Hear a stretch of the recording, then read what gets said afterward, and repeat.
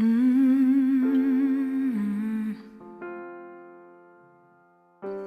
are a nation of freedom, living under God. On September 15th, 1982, President Ronald Reagan gave an address to celebrate Hispanic Heritage Week. Believing all citizens must have the opportunity to grow, create wealth, and build a better life. He spoke about a dream that's affordable to everyone. If we live up to those moral values, we can keep the American dream alive for our children and our grandchildren, and America will remain mankind's best hope. An American dream. The idea that if you work hard, you can be anything you want and do everything you want. You can live where you want, how you want, and essentially, you can be free. From sea to shining sea. Oh. But decades have passed since President Reagan's address. And some Americans are still searching for the white picket fence.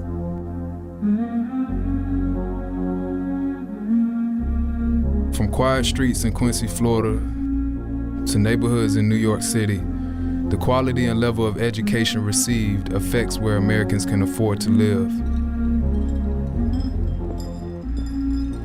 Low-quality education and low income leave more than 40 million Americans living in communities marked by gang violence, drugs, and overall economic insecurity. In the land of the free, these Americans find themselves with limited options, feeling trapped. I think about like people like my age that I have been to school and stuff like that, that's like been in college or are still in college or something like that. Probably if I would have stayed in school, I probably would have been more established. Having to be here is, I don't know, it's hard to explain. It's the only choice I had at the time. The only place I could afford. My grandkids, they want to go. They want to live somewhere else. And like I tell them, I say, well, hey, right now, we're stuck. Until something happens, you know. You know, going out and moving out was like always the big dream.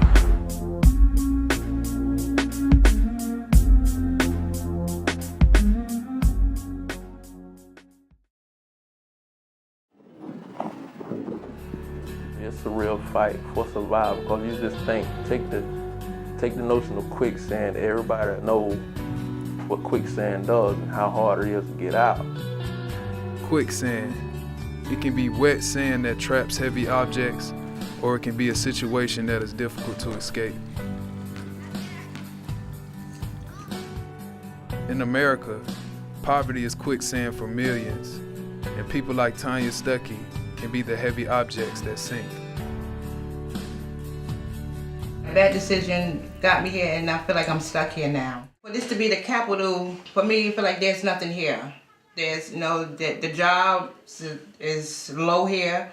I'm a struggling single mother, just trying to make live day by day, and it's very, very difficult. It puts me in a place where I don't want to be. The community is just getting horrible. I don't want to be here anymore. If I could leave now, I would definitely leave now. What's holding you back? Not having the money to just up and leave. Geographic restraints leave many feeling stuck, with limited options in all aspects of life. Fresh groceries, safe parks, everyday things that people take for granted are a luxury that not everyone can afford. It's a supermarket which is down the street, far as fresh, and well, they trying because it's under new management, so they doing a little bit better than what the first people had.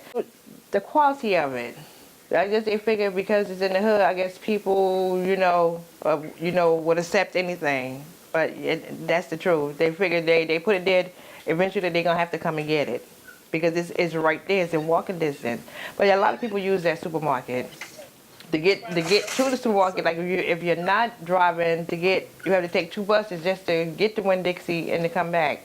Yeah, so that's about an hour and a half just to go from here for point A to point B, which is, it seemed close, but on the bus route, it's not.